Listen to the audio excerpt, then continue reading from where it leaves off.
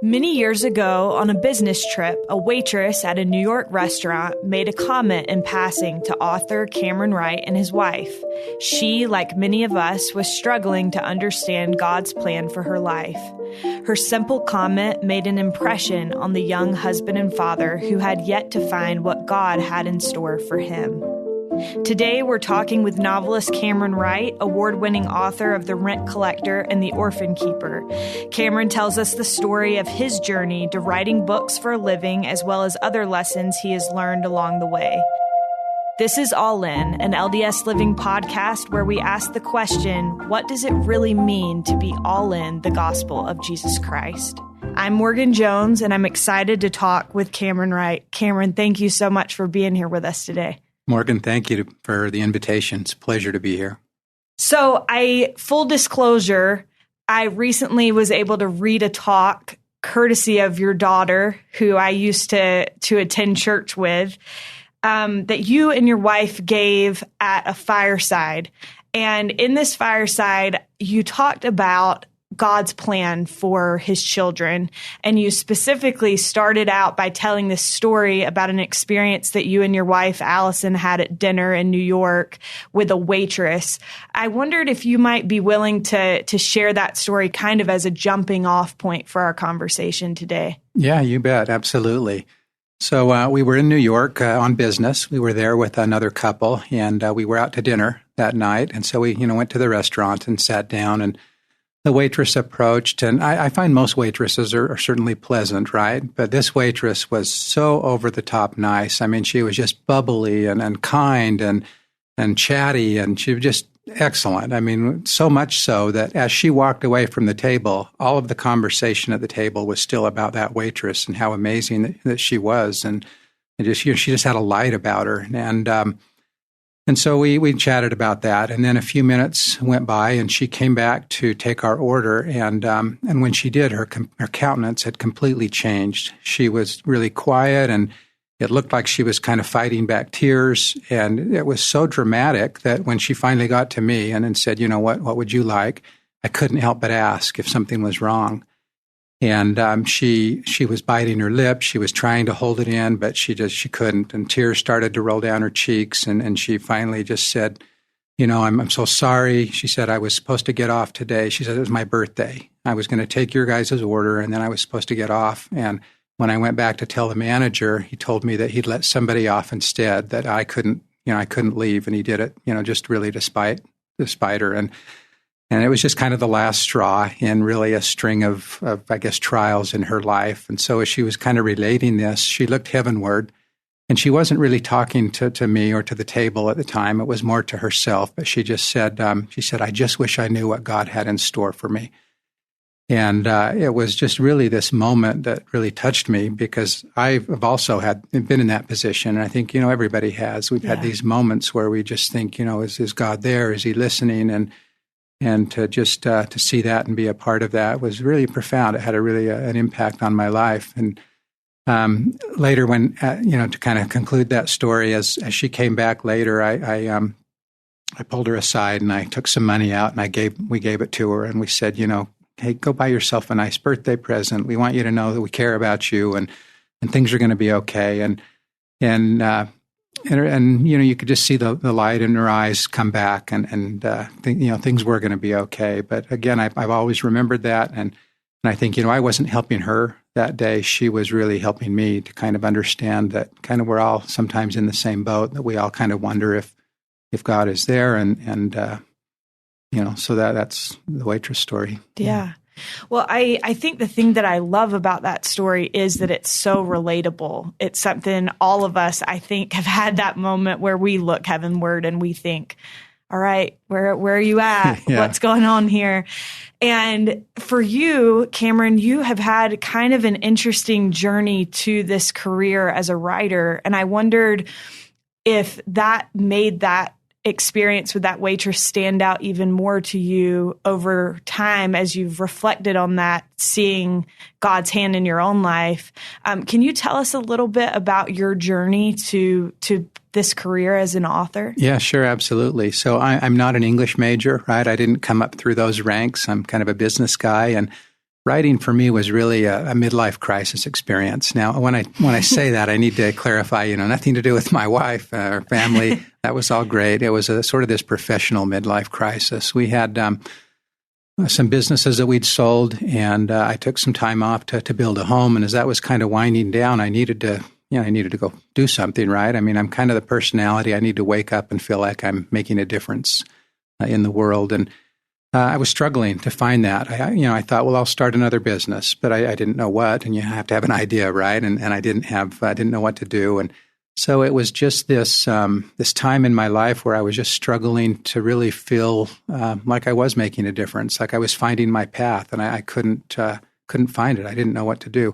I remember telling my wife at the time, if I woke up and I realized I wanted to be a doctor, that would be great. I'd have, 12 years of medical school. Never mind that I fainted at the sight of blood, right? That could be overcome if I just knew, if I had a direction. Right. It was getting up and not knowing what to do, what direction to go. I was really struggling. And it was kind of during this time, my wife was in a couple of book clubs, and she'd bring these books home, and I'd pick them up and I'd read them. And I remember telling her, I could write this stuff, and I think she kind of looked at me like, oh, okay, didn't think much about it. And then I had an experience which kind of prompted me to start. I was doing some artwork at the time just to kind of keep busy, and I had a piece in a gallery, and I was out looking for some wood to make some frames with. And I was at an exotic wood store, and this store, it was more of a warehouse, but they had purple wood and black wood and woods from all over the world. And this old man was kind of taking me around, showing me this different wood. And we came to a stack, and I said, oh, what's this? And he's kind of got a little gleam in his eye, and he said, oh, I'm glad you asked. He said, that's actually not exotic wood at all. It's just maple. So there's nothing exotic about it. We carry it because, it's in demand. We sell it, but it's just plain maple. But next to it, I noticed there was a stack of wood that had all these cool black lines through it. It was just beautiful. And I said, oh, what's this? And he kind of smiled, and he nodded, and he said, well, let me tell you. He said, that's actually the exact same type of wood. It's maple. But he said, there's a beetle that will eat into the tree. And he said, if the tree's strong enough, if it survives, then these burrows grow into these, beautiful black lines, which make the wood rare and beautiful and more valuable. And I remember thinking, that is such a cool analogy on life, right? That if we can withstand the adversity, then we become more rare, more beautiful, more valuable. And so I went home that night really with the intention of just writing that down, thinking, I don't know, I'll use it in a Sunday school lesson sometime or who knows. Tuck that away. Yeah, but I'll write it down. I'll use it somewhere.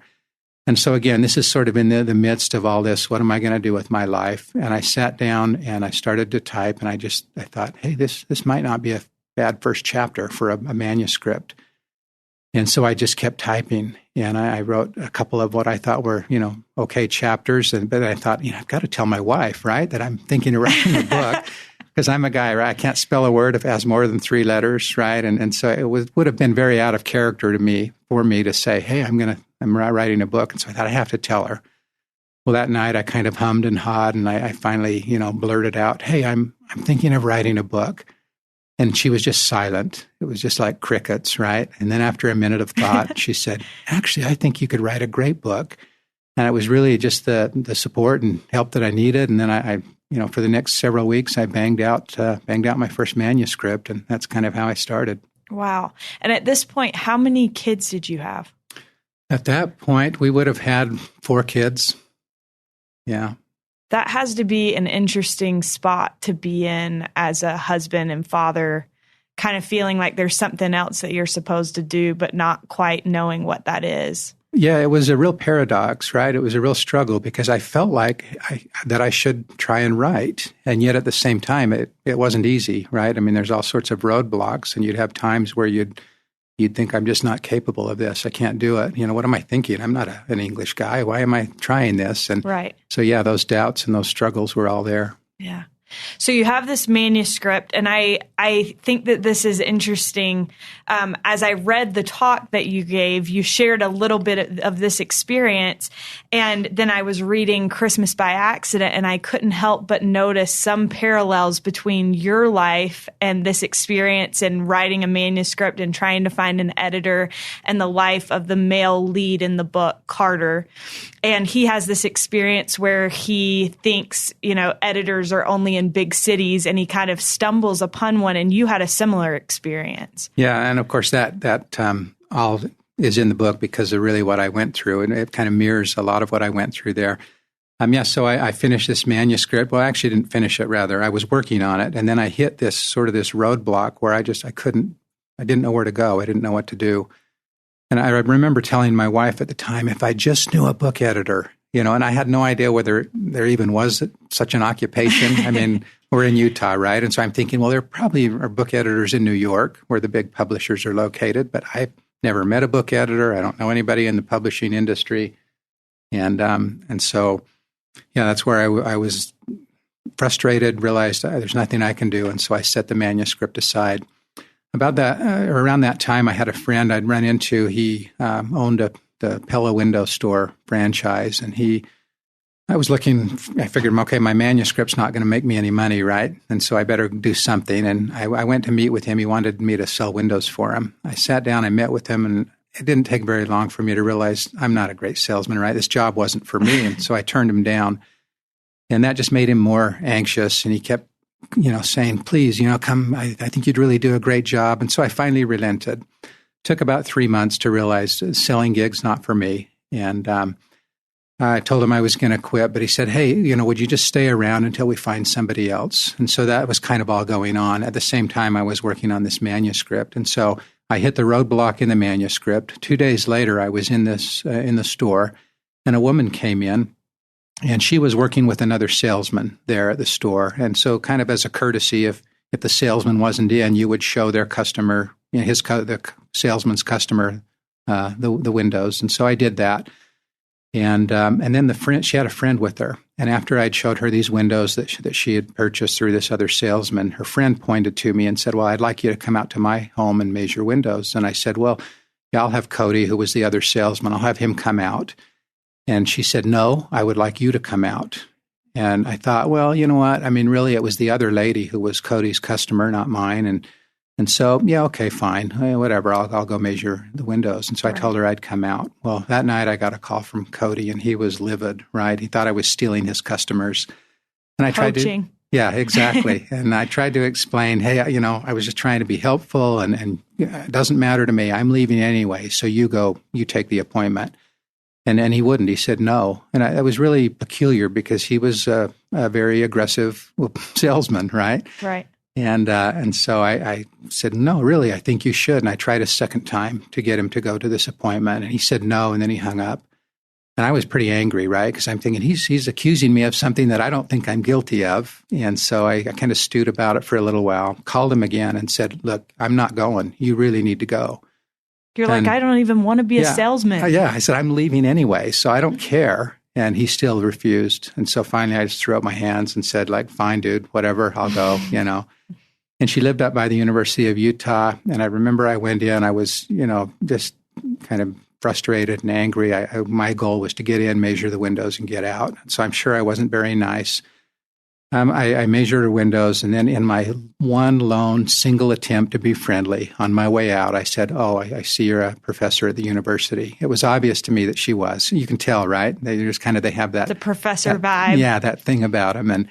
And there were books stacked everywhere. And so it was obvious to me that she was a professor. And she kind of tipped her head and she paused and she said, well, no, I'm not a professor. I'm a book editor.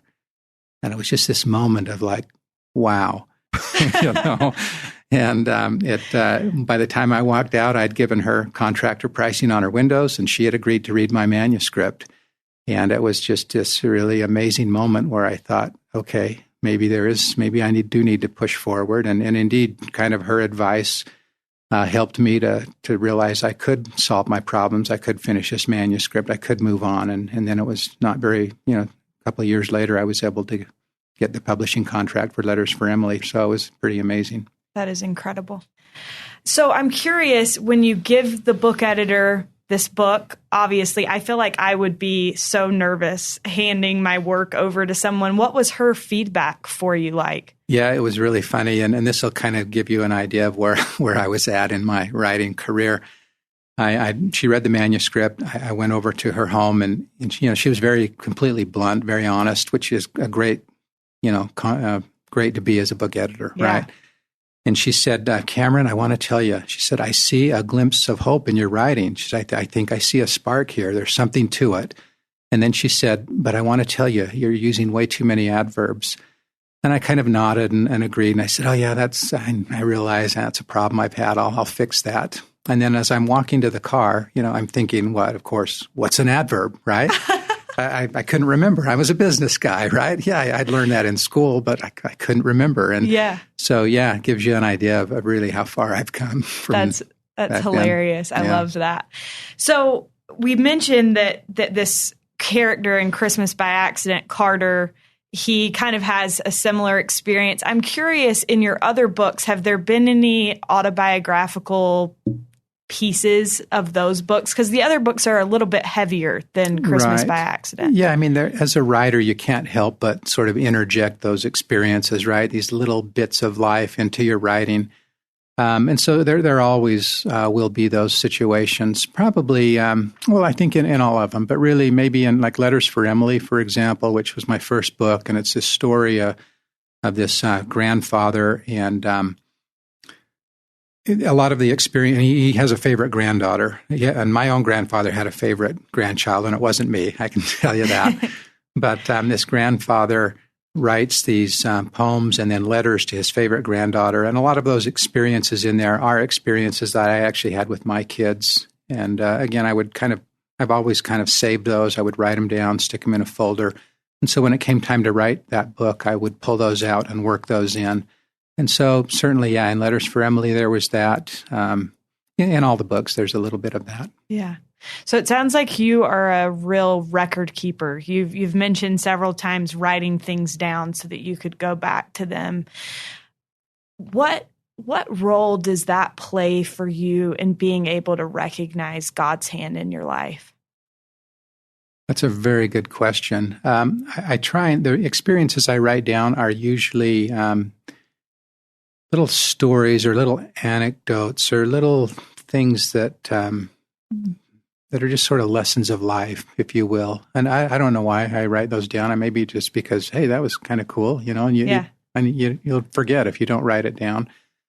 But I think they are sort of little records of the purpose of life, of the things that are valuable in life. And so therefore, because they're sort of records of values and things that are important, then I think that means they're little maybe whispers from God, if you will.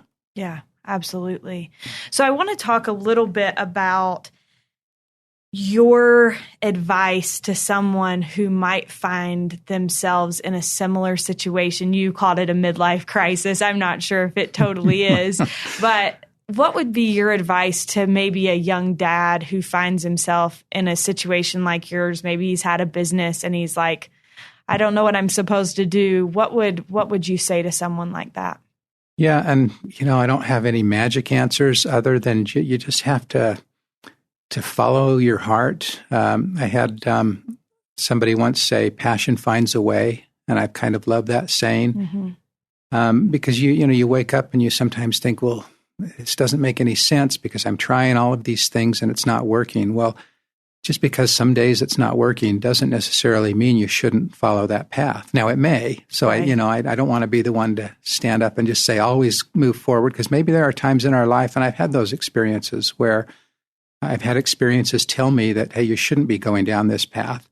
And so you have to kind of, make your own judgment, do your best, but you just have to keep working at it and keep trying, because even the things that you're supposed to do are never easy, right? Yeah. I mean, look at any of the accounts in the scriptures, right? Nothing was easy for any of them. And so life does take a lot of effort. And that was one of the lessons that I loved from the Orphan Keeper. Taja's story is this story of amazing miracles, coincidences, if you want to call them that are really unbelievable.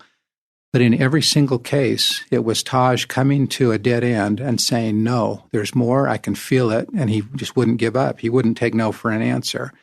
And so I think that kind of taught me that we need to sometimes get out of our chair, that if we just sit there and think, I'll wait for the miracle, well, it's probably not going to happen. We need to get out of our chair. We need to go do something. We need to make a difference. When we do that, then on occasion, the miracles will come. Yeah.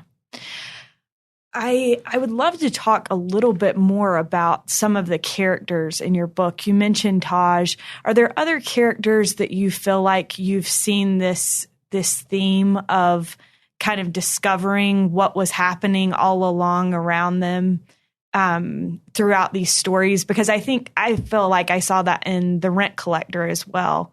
How have you learned about this principle of discovering God's hand through the characters in your books? Yeah, and if we want to take like a broad view of that question, so The Rent Collector, that a lot of that story came about because I've been amazed really for years about the lessons and morals that we see repeat over and over in classical literature. And I'm talking about morals and lessons like don't give up hope, people deserve second chances, stories of redemption, which really The Rent Collector is a story of redemption, right? Absolutely. And so you have these morals that you can take literature from 1,000 years ago, 100 years ago. These morals repeat over and over again. And I've always just been fascinated by that. And, because you have to ask why.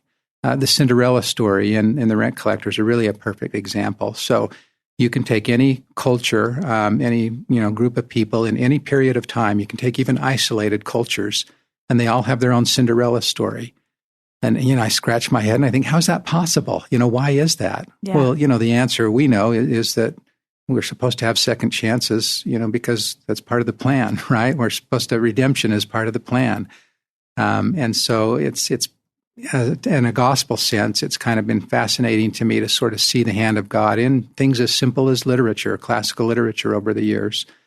And so, that's in a larger sense. I think we see that repeat in specific in my life, certainly I've seen the hand of God and really take any story in any bookstore or library. It's going to be about somebody having a conflict, overcoming that conflict, finding value, finding truth. I mean, those are the stories that we love as people. And I think the reason we love them is because there's something, to the whole notion. There's truth. Yeah, there's them. truth in them. Yeah. It rings to our hearts, yeah. I think. Are there specific books that have influenced you in your writing in a powerful way that you really love or would recommend? Because I'm sort of new to the whole writing gig, if you will, the whole business of writing, about half the books I read are really books on writing. And so I find those interesting. Other than that, I read a wide variety of authors. It really kind of depends on maybe the story I'm writing, what I need to focus on. If I'm going to write descriptions, and Anthony Doerr writes amazing descriptions. If I'm going to write dialogue, then, Nick Hornby is pretty amazing at dialogue. And so you try and look for people who, in the craft, who really write amazing stories, amazing work, and see how they're doing it, and then try and do something similar. But yeah, I can't think of anything really specific there. But in general, I read a wide variety of stories. I'm fascinated by that concept of trying to pull out these different aspects of writing from different authors. I think that that's amazing. One thing I've noticed as we've talked, you've mentioned your wife several times. You've mentioned, my wife probably thought I was crazy, or my wife, gave me this bit of encouragement that I needed right when I needed it most. And I think that is a powerful thought. It's something I think everybody needs, someone that believes in them. What has that meant to you to have your wife's support? Yeah, I wouldn't have been able to write, to start, the first book really without it. I don't think I would have had maybe that confidence that, okay, maybe I can do this. And logistically, right, it would have been really difficult to try and pull that off without her agreeing. And so it's been very valuable. At the same time, I think, man, what was she thinking? I didn't know what I was doing. And so I do question her judgment, I suggest. But no, it's been, we have a great relationship, and that's been really amazing. I love that. What would you say, Camron, throughout all of these experiences that you've had, what would you say are the biggest lessons that you've learned about personal revelation and about seeking for God's hand in our lives? I think that we sometimes want the thunder, right, and the lightning and the angel to come down, and that doesn't happen to me. I'll hear stories and people will say, oh, I felt like I should stop and see this person. I don't have those. I'm, full disclosure here, right?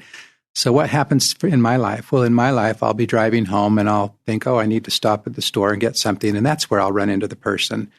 So I think God has kind of full control, right? I mean, if I'm not in tune enough for that, he's like, hey, I got this. I can work things out.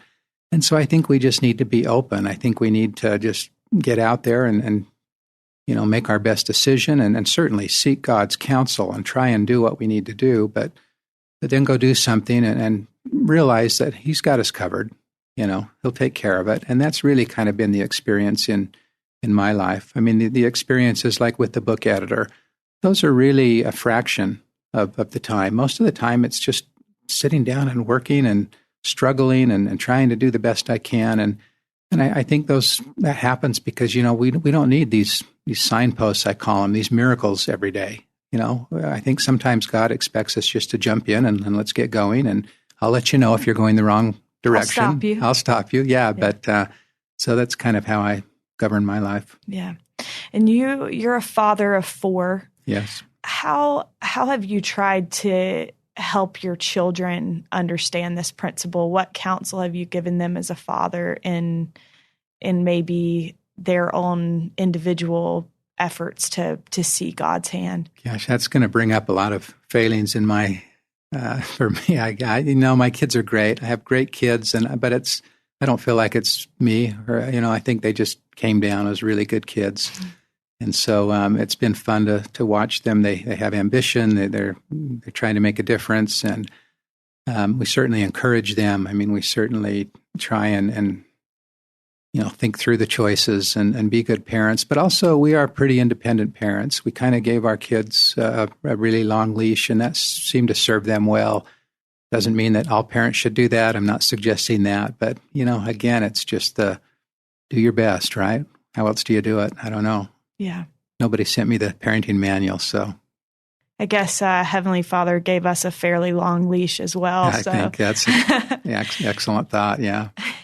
My last question for you is a question that I think is really the whole idea behind this podcast, which is this concept of being all in. And I think that means different things to different people. But for you, Camron, what does it mean to be all in the gospel of Jesus Christ?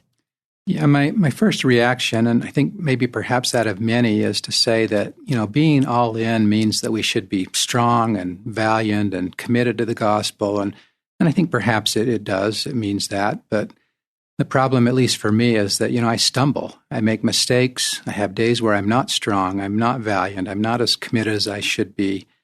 And, I may even start to wonder if God's too busy for me, if he's really listening. And in fact, one of my favorite movie lines is in the film Return to Me. And it's this moment where an exasperated Minnie Driver, she looks heavenward and she declares, "What was God thinking?" And, I have those moments all the time, right? And I think it's okay. I mean, I can be human. I can still make mistakes. And yet I can be all in if at the end of the day I know where to look for redemption from those failings. I think if I remember to keep Christ at the center of my life in all that I do, if I try and cultivate a love for others that's even if it's just a fraction of the love he has for me, then, yeah, I may not be all in, but I can certainly feel the sun on my face, and I think I'm inching in the right direction. And I think for me, that's what it represents to be all in.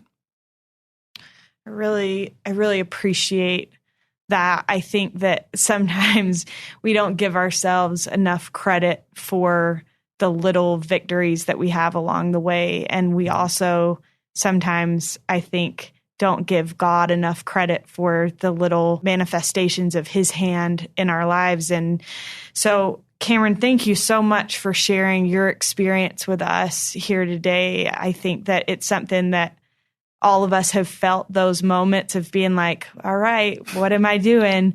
And hopefully by hearing your experience, others will have a little glimmer of hope for themselves that maybe they're not so far off track. So thank you. I hope so. And thank you for having me. It's been a real pleasure. Thank you to Camron Wright for joining us and to you for listening. We hope you enjoyed this podcast. Look for Cameron's newest book, Christmas by Accident, available now at Deseret Book.